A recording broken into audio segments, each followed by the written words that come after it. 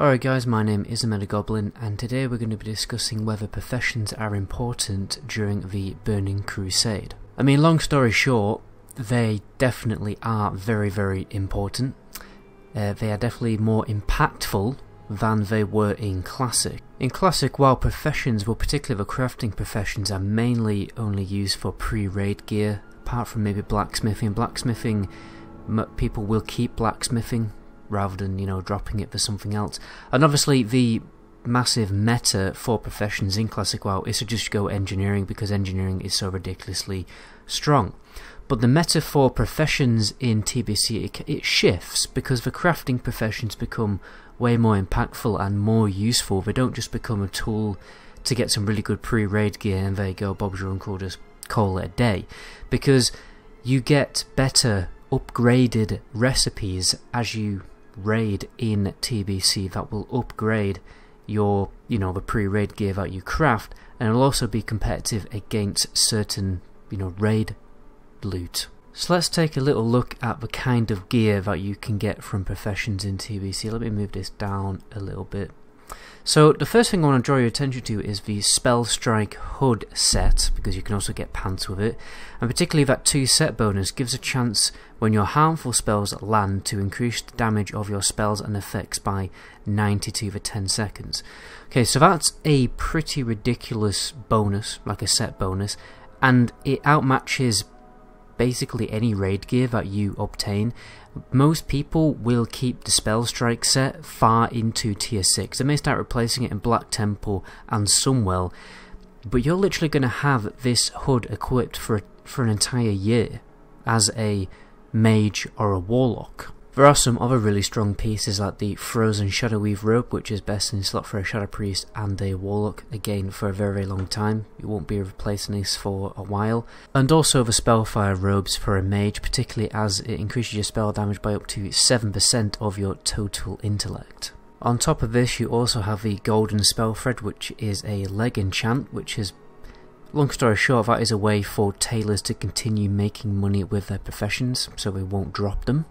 And you also have bags, which you can also make a little bit of money with too. So tailoring it's less likely that people will drop tailoring because it's so ridiculously good. Next, let's take a little look at blacksmithing, particularly the weapons. First of all, Thunder, Deep Thunder and the Storm Herald. So this is by far the best in slot weapon for a Arms Warrior or a Retribution Paladin. Retribution Paladin probably will be a lot more common, and it's because of that really ridiculously slow weapon speed of 3.8 seconds, and all the Retribution Paladin abilities, well, most of them, will scale from weapon damage.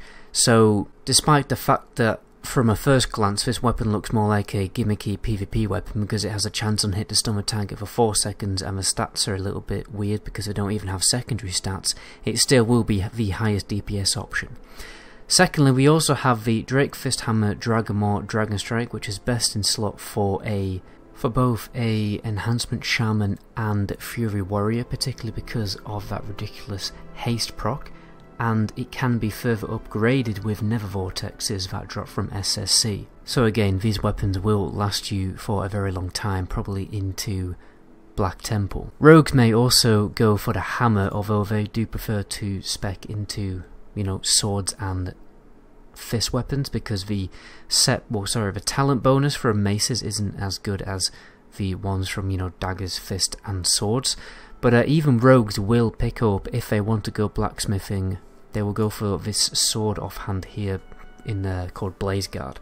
So yeah, a lot of really useful weapons can be obtained through blacksmithing. There are also some armor pieces, mainly for tanks, but mainly you're going to be crafting nature resistance armor pieces, and you will need this for a number of, you need this for SSC. Next we have leatherworking. The main thing that keeps leatherworking relevant all the way through TBC is the Drums of Battle, which basically acts like a little bit of a mini bloodlust or heroism effect on the party, and raid teams like to stack these as many as they possibly can and use them as often as they can. There's also a lot of great gear for boomkins, feral druids and rogues. So now let's move on to engineering. So everything that made engineering so ridiculously powerful in Classic does obviously carry on to the Burning Crusade 2, and it gets even better because you can start making really useful gear pieces. Because this is when goggles are introduced to the to World of Warcraft. As you can see, you can actually equip these at level 62, and they are by far pre-raid best in slot gear and will again last you for a very long time. And then when you start clearing Sunwell, you can get upgraded versions. So again, like, engineering also stays relevant because the gear that you can craft becomes upgraded in later raid tiers. You've also got useful things like the healing potion injector, which basically means that you turn 20 healing potions into a single item, and it just saves space in your bags. Next we have jewel crafting, which is an additional profession in TBC. Now, there are a few gear pieces here and there which are useful, but the main reason why people go jewel crafting is to make truckloads of gold, because when you combine it with alchemy, you can make loads and loads of gems and sell them on the auction house for, you know, a vast amount, well, not vast amounts of gold, but you can just, you know, gems are always in demand.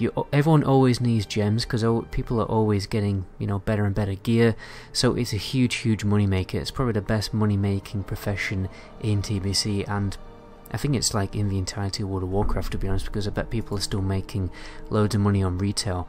And if you go to, obviously, alchemy, you have all the transmutes to actually craft the gems in the first place. As you can see here, you have the transmutes for all the meta gems. You also have the useful transmutes of swapping the primal element items around, so that's pretty good. You also get the alchemist stone as well, which increases the healing effects of, you know, potions by 40%, and you also have cauldrons, which are really useful for a raid because basically you click it and you get a, you know, a fire protection or a nature protection potion. On top of all that, you've got flasks, potions, which are obviously useful for your own raiding experience, but also making loads of money. So mainly, alchemy and jewel crafting are obviously very useful, but you don't necessarily have to get those professions to benefit from the benefits of those professions. However, you will make truckloads of gold with those two professions. So overall, as you can see, the Burning Crusade professions are very useful, mainly because there are a number of systems in place to keep professions relevant all the way through the expansion and the more and more you raid. Again, those gear upgrades from all the crafting professions, the new recipes that drop from pretty much near enough every single raid, so you can keep getting basically really good gear with your crafting professions. And on top, I think basically what's going to happen is the meta is going to totally shift from everyone just going engineering to people actually keeping their crafting professions, mainly for raiding.